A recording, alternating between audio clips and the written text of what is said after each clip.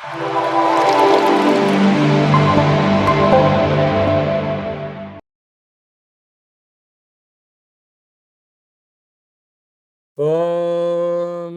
నమః శివాయ. ఓం నమో నారాయణాయ. కర్మ నివారణ కర్మ, ప్రారబ్ధ కర్మ, ఆగమిక కర్మ నివారణ, నరదృష్టి నివారణ కాళభైరవాయ నమో నమః.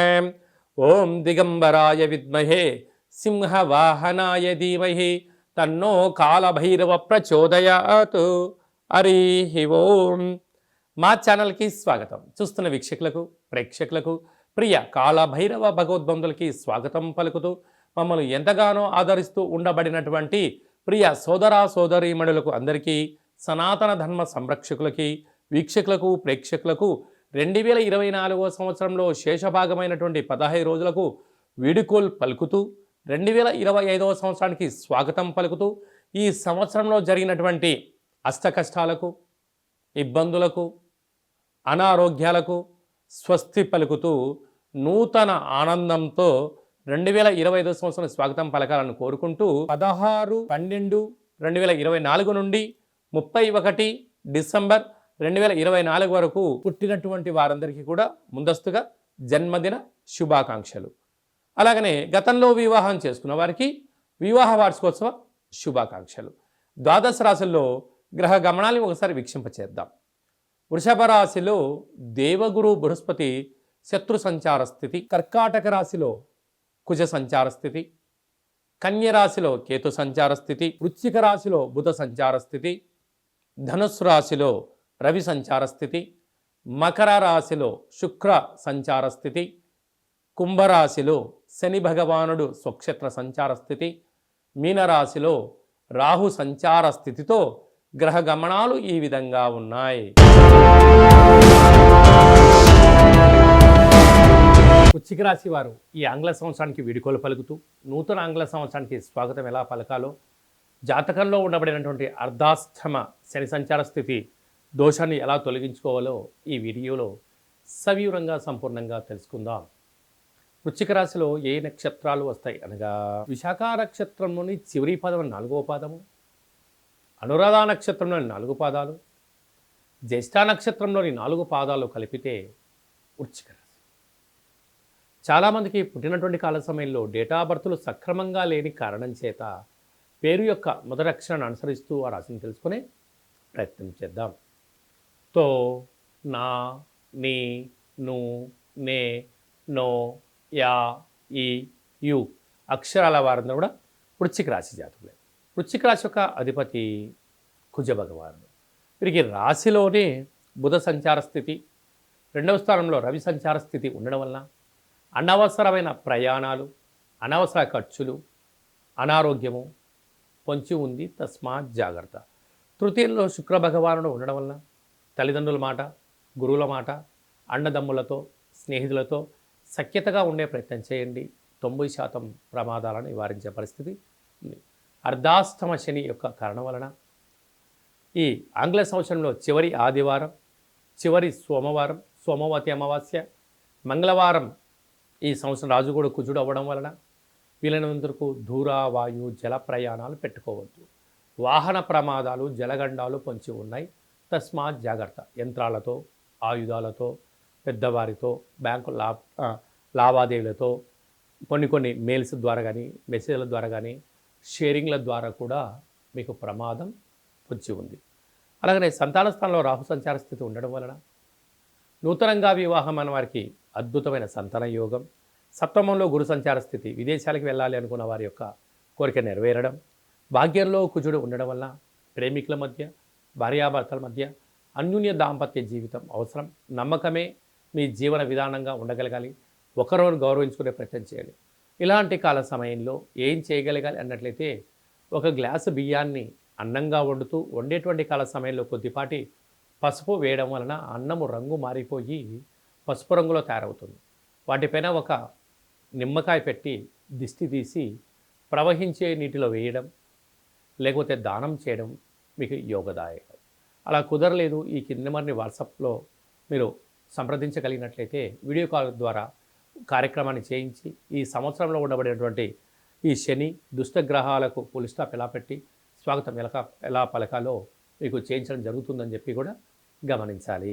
ఈ 2024 సంవత్సరానికి మన స్వస్తి పలుకుతూ ఈ యొక్క ఆంగ్ల సంవత్సరంలో చివరి రోజు సోమవతి అమావాస్య మంగళవారం అమావాస్యతో కూడుకున్నటువంటి అవుతున్నాయి కనుక ప్రధానంగా మనము ఎలాంటి విధి విధానాలు పాటించాలో కూడా తెలుసుకుందాం. ఎందుకనగా ఇయర్ ఎండింగ్ అనగానే మనకు 25వ తారీఖు నుండి హాలిడేస్ రావడం, అందులో సంవత్సరంలో చివరి ఆదివారం, చివరి సోమవారం, చివరి మంగళవారం. ఈ సంవత్సరం రాజు కూడా అంగారకుడే కనుక అలాంటి తెలుగు సంవత్సరాది పండగకు రాజు అయినటువంటి ఆయన ఈ యొక్క మంగళవారం అమావాస్యతో కూడుకున్నటువంటి పరిస్థితులు ఉంటున్నాయి కనుక వీలైనంత వరకు సముద్ర స్నానమని, దూర ప్రయాణాలని, ఆవేశభరితమైన నిర్ణయాలు కానీ దయచేసి ఎవరు కూడా ఎలాంటి ప్రయాణాలు పెట్టుకోకపోవడము ఉత్తమోత్తంగా భావించగలిగారు. ఎందుకనగా సంవత్సరపు చివరి రోజులలో దాన్ని శేషము అంటారు కనుక అందులో అమావాస్యతో కూడుకున్నటువంటి సోమవారం అమావాస్య వస్తే దాన్ని సోమవతి అమావాస్య అని, మంగళవారం మిగులు ఛాయలు ఉన్నాయి కనుక అమావాస్యతో కూడుకున్న మంగళవారం అవ్వడం వలన ఆవేశభరితమైన నిర్ణయాలకు ఇది సరైన సమయం కాదులని, విందులని, వినోదాలని పాల్గొంటున్నప్పుడు ఎన్నో జాగ్రత్తలు అవసరం. మితిమీరిన వేగంతో ప్రయాణం చేయకపోవడం, ఆధ్యాత్మికమైన చింతనతో కలిగి ఉండడం వలన ఎన్నో రకాలుగా ఉపద్రవాలను, ప్రమాదాలను నియంత్రించుకునే స్వయం శక్తి అందరికీ ప్రసాదించాలని మనసారా కాళభైరవ స్వామి వారిని కోరుకుందాం. కనుక 16వ తారీఖు నుంచి 31వ తారీఖు వరకు ముఖ్యమైనటువంటి పండుగల గురించి క్లుప్తంగా సవివరంగా సంపూర్ణంగా తెలుసుకుందాం. 23వ తారీఖున బహుళాష్టమి సోమవారము ఉత్తరా నక్షత్ర సందర్భంగా కాళభైరవ స్వామికి స్మరణ, ధ్యానము, పూజా కార్యక్రమంలో పాల్గొనడం వలన మనకు సకల అష్టకష్టాలు తొలగిపోతాయని చెప్పి కూడా గమనించాలి.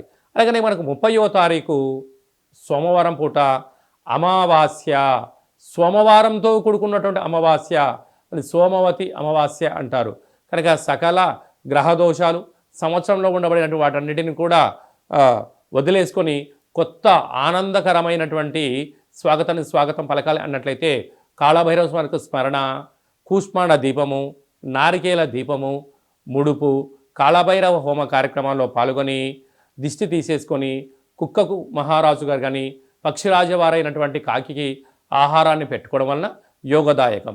అలా మీకు కుదరలేదు, ఈ కింది నెంబర్ మీరు సంప్రదించినట్లయితే మీ యొక్క గోత్రనామాలు పంపించినట్లయితే కాళభైరవ స్వామికి స్మరణ, అభిషేకము, పూజ, హోమము, ముడుపును కట్టి 20 రకాల వస్తువులతో ఈ సంవత్సరం ఎండింగ్లోకి ఈ కష్టాలను ఎలా ఫుల్ స్టాప్ పెట్టుకోవాలి, కొత్త సంవత్సరానికి స్వాగతం పలుకుతున్నప్పుడు ఎలాంటి కార్యక్రమాలు చేసుకోవాలో కూడా మీకు వీడియో కాల్ కూడా తెలియజేయడం జరుగుతుందని చెప్పి గమనించాలి. అలా ఇంకనూ మనం విజయం సాధించగలగాలి అన్నట్లయితే ఈ యొక్క పాత్ర కంచు పాత్ర అంటారు. కంచు మోగినట్టు కనకం మోగదు గదరా సుమతి అని చెప్పి మనకు సుమతి శతకంలో ఉంటుంది. మనకు రాసులు 12 ఎలా ఉంటాయో 12 రాసులను ఇందులో అచ్చు వేయడం జరుగుతుంటుంది. ఈ పాత్రను మనం ఇంట్లో పెట్టుకొని ఎలా ఉపయోగించుకోవాలో చెప్తాను, ఒకసారి వినండి.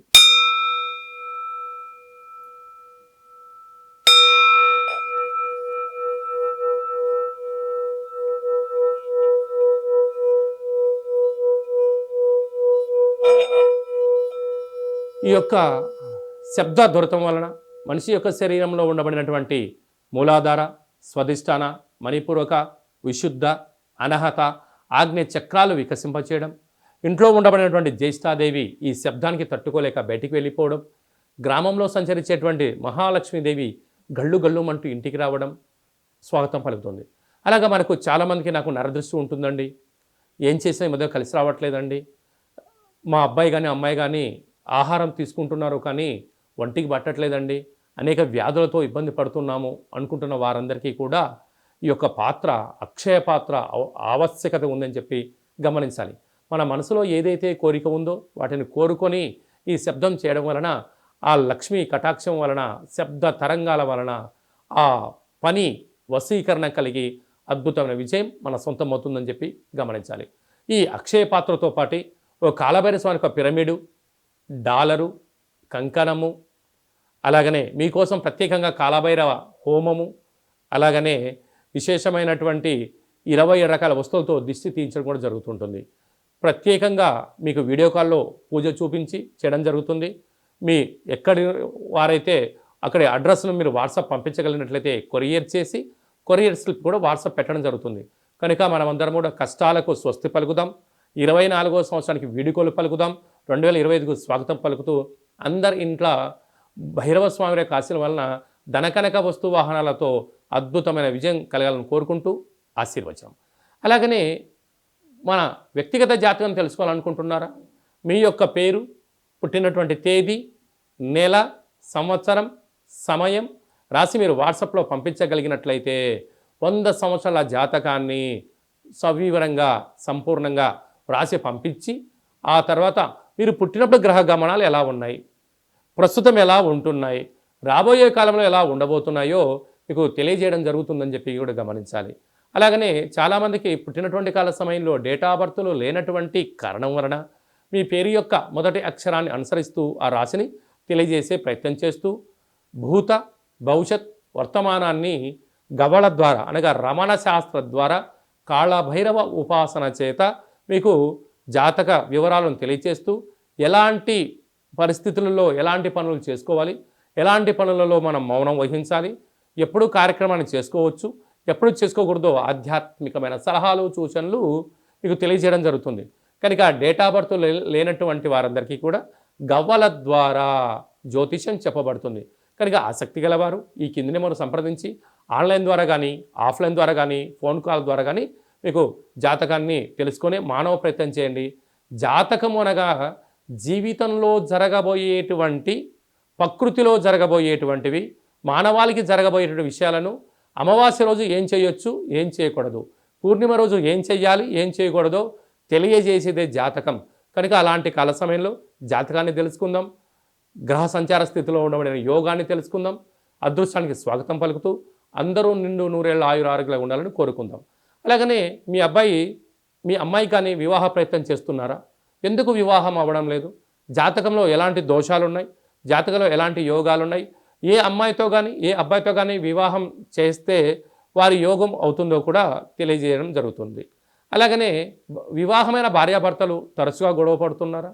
ఎందుకు గొడవ పడుతున్నారు అంటే ఇక్కడ పేర్లు కలవడం లేదా, జాతకాలు కలవడం లేదా, వ్యవస్థలో వీరి యొక్క భావాలు భిన్నంగా ఉన్నాయా అని తెలుసుకొని పేర్లో స్వల్పమైన మార్పులు చేయడం వలన ఇలా పోలీస్ స్టేషన్లని కోర్టు సమస్యలని ఇలా ఇబ్బంది కాకుండా విడిపోకుండా ఆ భార్యాభర్తలు అన్యోన్యంగా ఉండడం కోసం ఆధ్యాత్మికమైన సలహాలు సూచనలు ఇవ్వడం జరుగుతుంది. కనుక అందరికీ శుభం, జయం, లాభం జరగాలని కోరుకుంటూ ఈ ఆంగ్ల సంవత్సరానికి వీడుకోలు పలుకుతూ కొత్త సంవత్సరానికి స్వాగతం పలుకుతూ ఆశీర్వచనం. ఓం రాజాదిరాజాయ ప్రసహ్య సాహినే నమో వయం వై శ్రవణాయ కుర్మహే సమే కామాన్ కామకామాయ మహ్యం కామేశ్వరో వై శ్రవణో యదదాతు కుబేరాయ వై శ్రవణాయ మహారాజాయ నమః.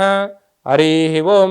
నిత్యం శాంతిరస్తు, వృద్ధిరస్తు, తుష్టిరస్తు, అవిఘ్నమస్తు, ఆయుష్యమస్తు, ఆరోగ్యమస్తు, మాఘుం రక్షంతు, సహకుటుంబానం రక్షంతు అని అందరు మనసులో అనుకోండి. శతమానం భవతి శతాయు పురుష సతేంద్రియ ఆయుష్యేవేంద్రియే ప్రతిష్టతి. నూతన ఆంగ్ల సంవత్సర ప్రారంభకాల సమయే సర్వత్ర జయోస్తు విజయోస్తు. ఈ వీడియో మీకు నచ్చినట్టయితే లైక్ చేయండి, షేర్ చేయండి. నేను చేస్తున్న ఆధ్యాత్మికమైనటువంటి వీడియోలు అందరికన్నా ముందు మీరు చూడాలి అనుకుంటున్నట్టయితే మన ఛానల్ని సబ్స్క్రైబ్ చేసుకోండి. పైన అందరికన్నా విషయ పరిజ్ఞానం తెలుసుకోవాలనుకున్న వారికి ఆలన బటన్ దాన్ని ప్రెస్ చేసి గంట సింబల్ కూడా ప్రెస్ చేయండి. మీరు ఎవరి క్షేమాన్ని అయితే కోరుకుంటున్నారో అంటే మీ క్షేమాన్ని ఎవరైతే కోరుకుంటున్నారో ఈ ఆధ్యాత్మికమైన సలహాన్ని సూచనను అందజేసి హిందూ ధర్మాన్ని కాపాడండి.